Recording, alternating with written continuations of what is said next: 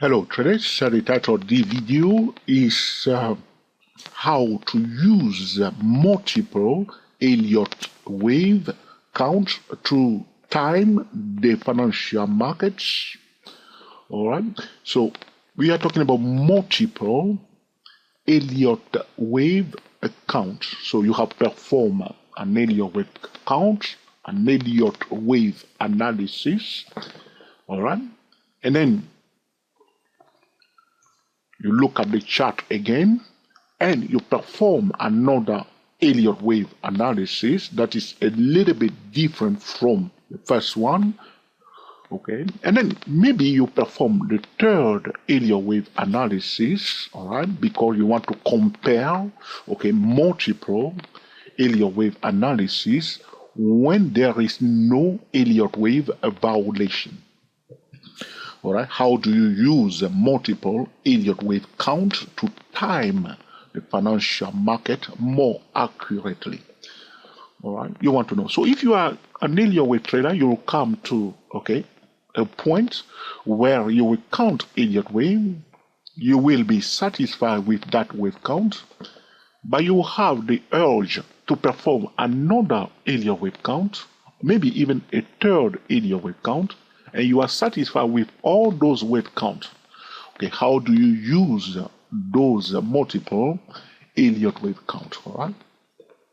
So I believe a few months ago, probably in August 2016, something like that, I have analyzed the Walt Disney company, Epic DIS, Delta India Sierra.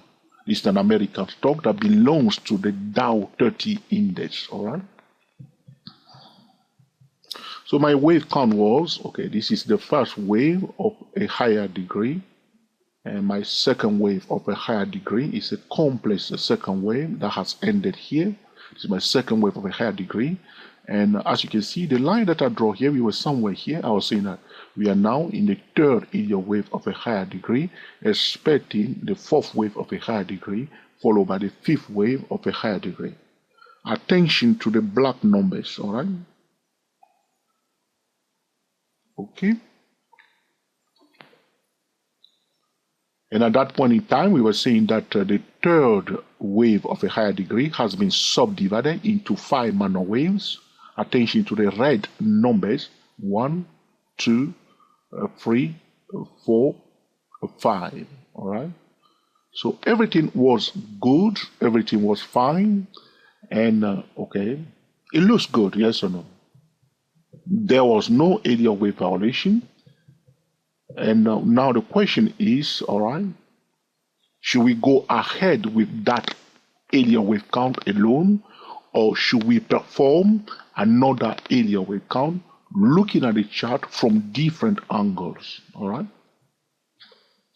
So looking at the chart one more time, especially when we go to the yearly chart, we say that the third Elliott wave, if we see on the yearly chart with a long shadow, usually, not always, usually, or frequently, it means that the fourth wave is already underway. As we go to the yearly charts, this is what we call the third Elliott wave. Now it got a long shadow on top of it, indicating to us that a portion of this yearly candlestick bar, this one here, is formed of the fourth Elliott wave. All right. But again, as you can see on the yearly chart, this candlestick bar here in 2014 got a small tail here. This one here.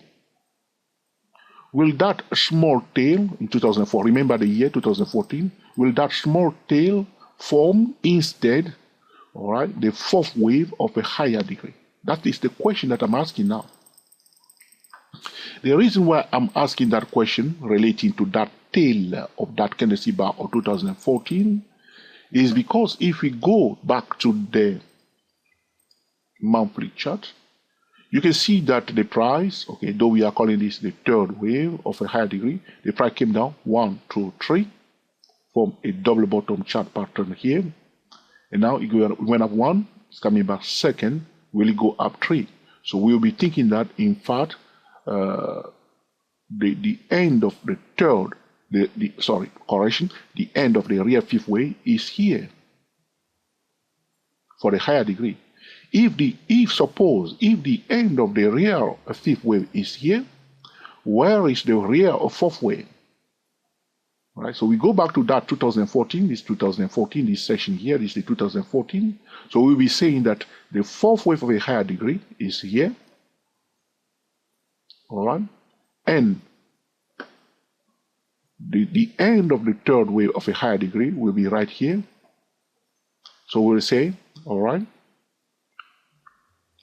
first wave of a higher degree, second wave of a higher degree, and the third wave of a higher degree. Does it make sense here?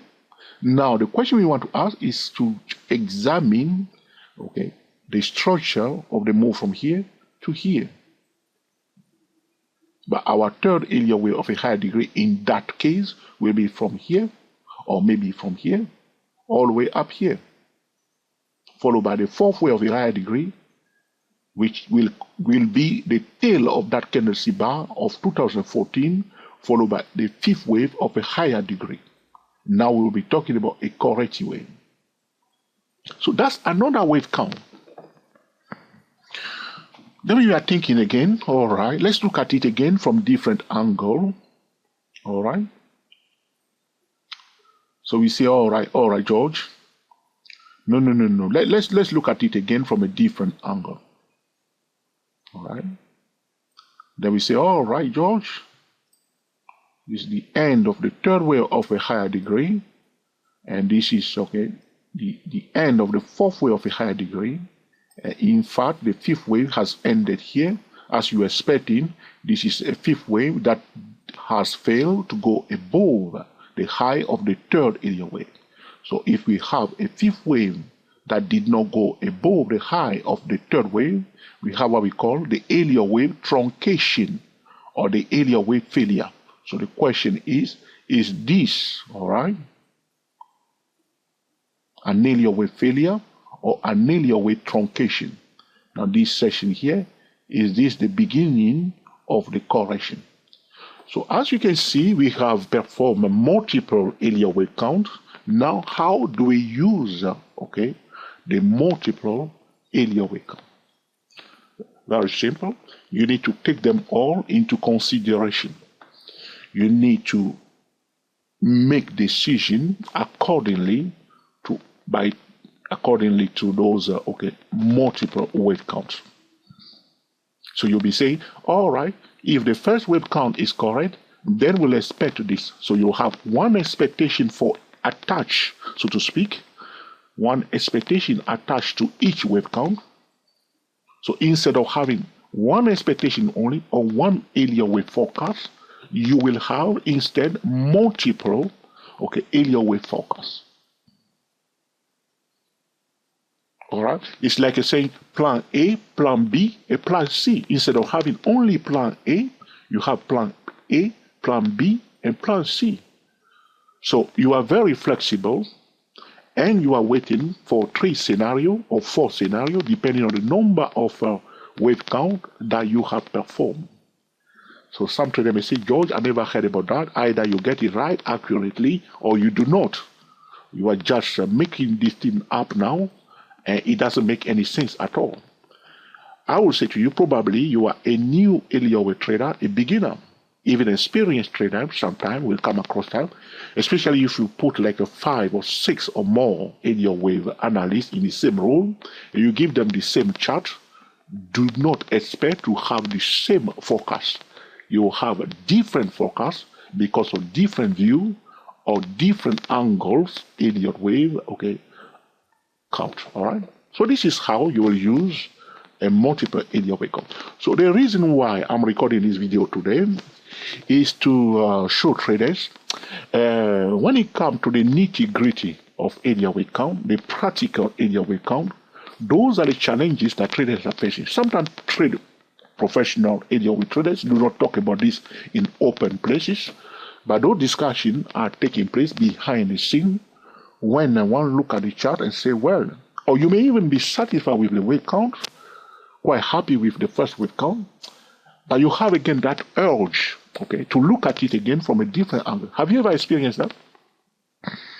And then you look at it from the second angle again, and the second wave count makes sense. But again, you have an urge to look at it again from a different scenario. But this is normal.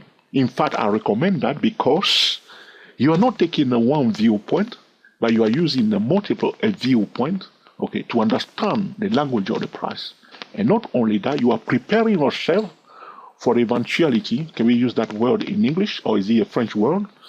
For a scenario, okay, when the market may print something completely different.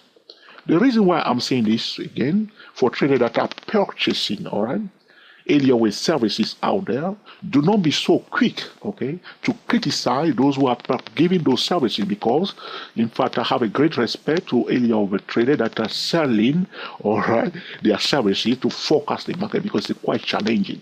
One day you'll get it right, another day you will not get it right. But even after the Elliott Wave forecast, you may give to somebody, okay, the accurate Elliott Wave count, okay, but the person may end up losing, depending on whether the person is a trader or an investor, or how the person timed the trade.